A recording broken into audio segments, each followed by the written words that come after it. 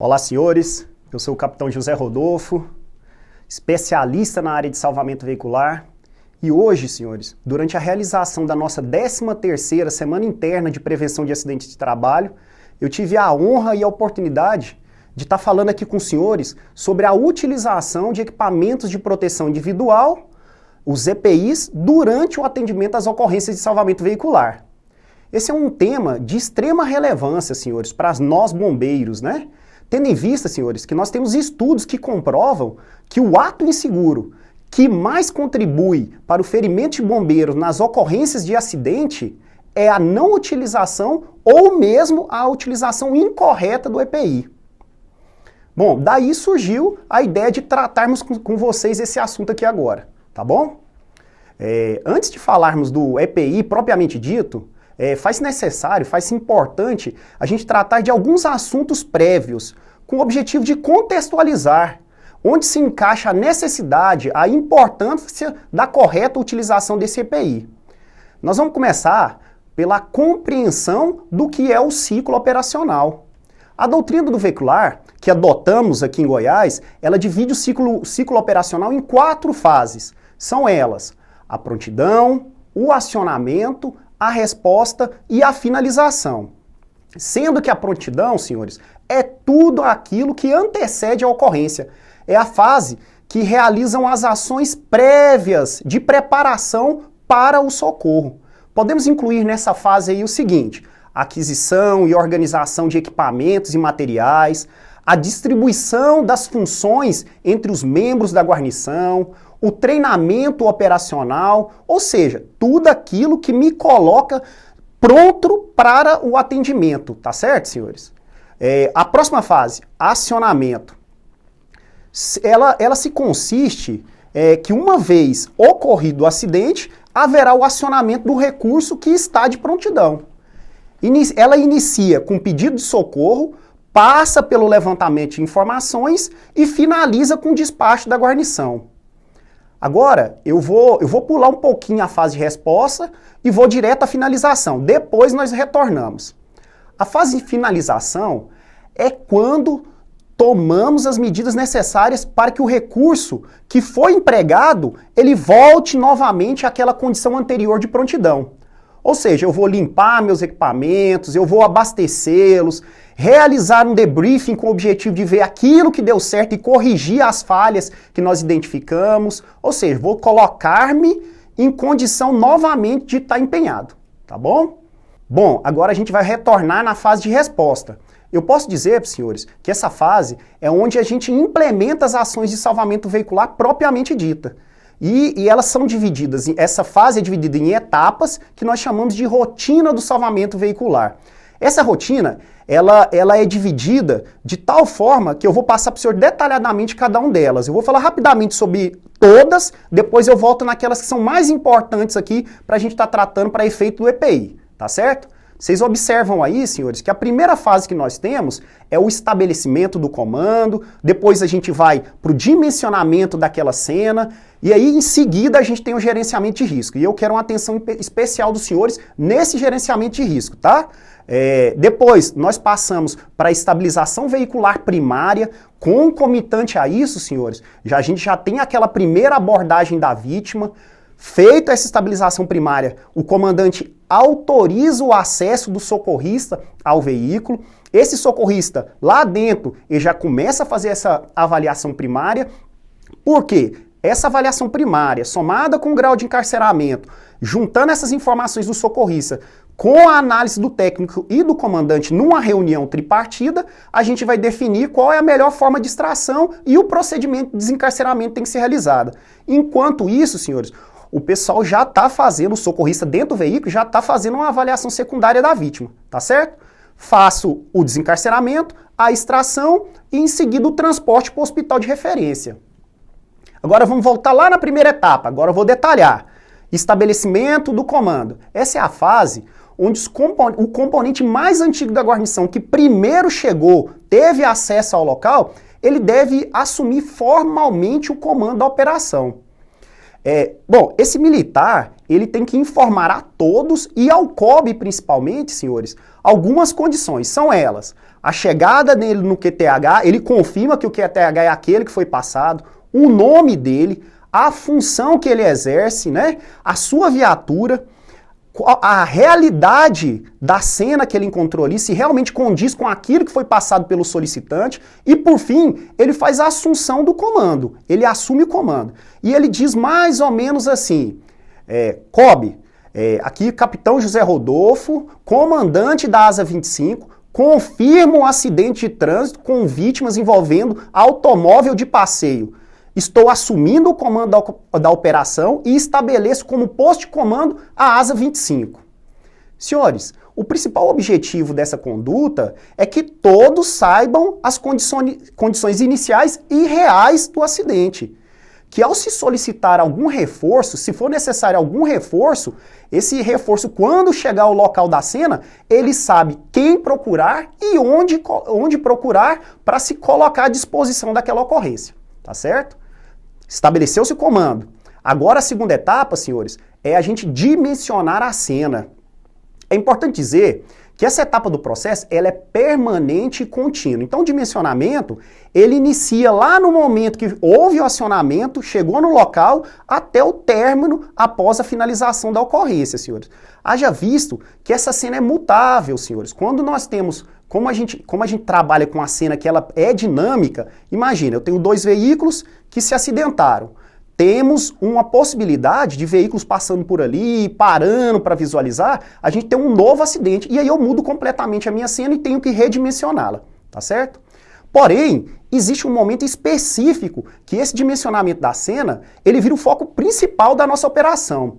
É quando nós vamos identificar os riscos e avaliar as nossas vulnerabilidades, tá certo?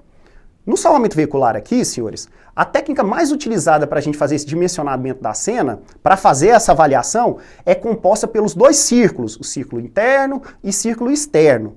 Durante esse círculo, nós buscamos identificar as seguintes condições. A dinâmica do acidente. Eu tento imaginar como ocorreu esse acidente. Eu observo a deformidade dos veículos e a posição que eles pararam, tentando entender, fazer uma leitura de como aquele acidente ocorreu. O número de vítima e a condição, o estado daquelas vítimas, né? Lógico que isso é prévio, inicial ainda, né? Mas eu já tenho condição de ver a quantidade de vítimas e como elas estão. Né? Uma dificuldade que eu vislumbrei na cena, qual que é uma dificuldade além daquilo que eu esperava para uma ocorrência normal de salvamento veicular? A posição de instabilidade dos veículos, ou seja, eu tenho um veículo que às vezes está lateralizado com risco de tombar, ou esse risco está numa ribanceira, eu tenho que identificar isso também. E por fim, os riscos propriamente ditos, que são quais são os principais? A presença de combustível, esse combustível derramado, se eu tenho envolvimento de veículos elétricos, veículos movidos a GNV, com risco de explosão, a presença de algum agente que pode servir de ignição para aquele combustível que está vazando, ou até mesmo o próprio incêndio, já iniciou um próprio incêndio, né? A presença de materiais energizados, a gente teve envolvimento da rede elétrica, né? Algum envolvimento de produto perigoso, se a gente teve algum daqueles automóveis que transportava algum agente perigoso, tá certo? Além de veículos adicionais. Às vezes eu tô ali olhando diretamente para minha cena e eu não vejo outro veículo que está mais distante que também pode ter sido envolvido, tá certo, senhores? Agora sim, senhores, vamos falar da etapa do gerenciamento de risco que eu pedi para os senhores ter uma atenção especial lá atrás, tá certo? Já realizamos o dimensionamento da cena. Agora, precisamos torná-la segura. E a forma de fazer isso é a gente gerenciar os riscos que foram identificados na fase anterior. Esse gerenciamento de risco seria a atuação da equipe, da guarnição ali de serviço, sobre as ameaças e as vulnerabilidades, ou de ambas simultaneamente. Primeiro vamos falar das ameaças. Essas ameaças que nós encontramos nos acidentes, elas podem variar, senhores, desde transtornos mínimos e esperados, como cacos de vidros, pontas de ferro, asfalto escorregadio, condições do tempo severo, chuva, sol intenso, você trabalhando sem luminosidade à noite, até ameaças mais graves, senhores, que realmente podem comprometer a segurança, né? Como A gente já falou, fio de energia, o nosso veículo está energizado, vazamento de combustível, ou já iniciou o próprio incêndio, tráfego de veículos em alta velocidade, estou trabalhando ali muito próximo da rodovia, o envolvimento de um produto perigoso, a posição instável dos veículos e algum produto perigoso ou mais veículos, uma quantidade muito grande de veículos envolvidos. Já a vulnerabilidade, senhores, ela é o fator que determina o quanto uma pessoa pode ser afetada por essas ameaças. No caso aqui, a guarnição, né? Vou citar um exemplo aí para os senhores. Imagina só, o militar trabalhando no salvamento em altura sem a devida ancoragem. Ele não fez a ancoragem dele, ele está muito vulnerável a sofrer um acidente. Trazendo agora para a nossa ocorrência de salvamento veicular, seria a não utilização do equipamento de proteção individual quando o militar realiza o salvamento, tá certo? Então, senhores, gerenciamento de risco visa eliminar ou minimizar os riscos identificados durante a fase do dimensionamento da cena, tornando esses riscos aceitáveis. E somente quando isso acontece, senhores, eu posso dizer que essa operação está segura para a nossa atuação. Já falamos aqui, vamos recapitular, já falamos sobre o estabelecimento do comando, dimensionamento da cena e agora nós estamos falando do gerenciamento de risco. Antes de iniciar aqui a minha fala sobre o EPI propriamente dito, vamos citar aqui vamos voltar, elencar de novo quais são os principais riscos que a gente encontra na ocorrência de salvamento veicular. Eu quero dar ênfase nisso, senhores, para que nós tenhamos isso bem certo na cabeça da gente, quais são os riscos que eu posso encontrar na ocorrência de salvamento veicular, tá? E, consequentemente, lá no futuro, entender que isso faz com que seja necessário eu estar muito bem equipado. São eles: vazamento de combustível, incêndio nos veículos, presença de carro elétrico ou movido a GNV com risco de explosão. Se tiver essa estrutura do botijão que comporta o GNV, ela estiver danificada, existe um risco grande de explosão. Envolvimento de rede elétrica, a instabilidade do veículo, os sistemas ativos de proteção do veículo não foram deflagrados, senhores. Airbag, pretensor de cinto de segurança e outros, além da presença de produtos perigosos também na cena. Agora, a gente vai criar, para a gente criar e manter essa cena segura, eu quero chamar a atenção dos senhores para os fatores humanos que podem intervir no gerenciamento desses riscos, onde a ação ou a omissão do ser humano pode potencializar os riscos na cena da operação, que se eles não forem devidamente controlados, senhores, tornam-se causas comuns de acidentes, tá? Com isso, eu quero afirmar para os senhores, eu posso categoricamente afirmar para os senhores que a maior parte dos acidentes que a gente tem no salvamento veicular não é por falha de equipamento, de protocolo, e sim pelo fator humano, no caso da guarnição que está atuando. Eu vou citar aqui 5 fatores, senhores, que podem interferir na segurança da cena. Seriam eles, vocês vão verificar aqui, estão 5 aí para os senhores. São eles. O primeiro: ter uma atitude descuidada com a própria segurança. Você, militar, é responsável pela sua própria segurança. Não delegue-se a alguém. Não acredite que alguém vá fazer a segurança para você. Afinal de contas, senhores, os senhores são mais interessados na própria segurança. Então, jamais negligencie a própria segurança. Segundo fator que nós temos: não reconhecer mecanismos agressores e riscos ambientais. O risco existe, ele está presente, você só não consegue identificá-lo. O risco está flertando com você e você não percebe, não tem aquela capacidade, a expertise de identificá-lo. E aqui eu abro um parênteses, senhores. Faça uma avaliação criteriosa, detalhada. Não acredite que é perda de tempo eu dedicar um pouquinho desse tempo à avaliação, para que eu possa identificar corretamente os riscos. Terceiro fator: não gerenciar adequadamente os riscos identificados. Nesse caso, você foi capaz de identificar corretamente a presença do risco. Está ciente dele, mas você não gerencia adequadamente. Vou dar um exemplo para os senhores aqui. Lá, aquele que a gente falou, uma pista, você está atendendo uma rodovia, o veículo, um acidente na via, você vê caminhões passando em alta velocidade, você identificou que aquilo é um risco, mas você não faz nada. Você não sinaliza e nem bloqueia a via. A gente não sabe se o militar faz isso por preguiça, por ele acreditar que essa responsabilidade não é dele, não é função dele. Então, eu posso afirmar para os senhores que a cena só vai estar segura quando todos entendem que a responsabilidade de segurança é de todos que estão trabalhando ali. Terceiro fator, senhores. Apresentar falta de disciplina tática. No atendimento às ocorrências de salvamento veicular, existe um protocolo, um padrão a ser seguido, onde cada membro da equipe sabe o que fazer e quando fazer determinada ação. Seja por imposição de um POP que traz lá quais são as etapas do salvamento, ou seja simplesmente por uma prévia combinação daquela guarnição que vai, ao assumir o serviço ali, definiu. E caso alguém não faça a sua função, isso aumenta em muito o risco de a gente ter um acidente com a guarnição, tá? Por fim, e agora chegando ao ápice da nossa conversa, temos então o último fator, que é a não utilização do EPI adequado ou utilizá-lo de forma errada. Senhores, gostaria de lembrar que nós trabalhamos com equipamentos hidráulicos que conduzem fluidos em altíssimas pressões. Para você ter uma ideia, eu vou fazer um comparativo aqui. O cilindro de mergulho, ele trabalha em média com 200 bar de pressão. E eu imagino que todos já viram o estrago que um cilindro daquele, quando rompido, pode causar. É praticamente um míssil, senhores. Já o nosso equipamento de desencarceramento, ele trabalha com pressões acima de 720 bar.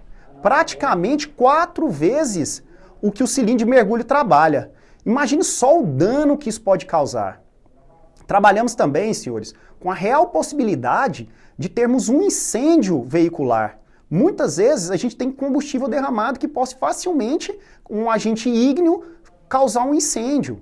Trabalhamos com veículos em posições instáveis, com risco de se movimentar e atingir alguém. Veículos com estruturas danificadas, com pontas de ferro e de vidro. Veículos com sistema de segurança não deflagrados, que podem trazer risco à guarnição. Sem contar os riscos externos, senhores. O que a gente tem de risco externo? O envolvimento da rede elétrica, às vezes até de alta tensão. Outros veículos que não são os próprios ali do acidente também. Bom, eu já citei aqui inúmeros riscos, senhores, que por si só justificariam o uso do EPI. No entanto, eu gostaria que todos agora imaginassem a seguinte circunstância.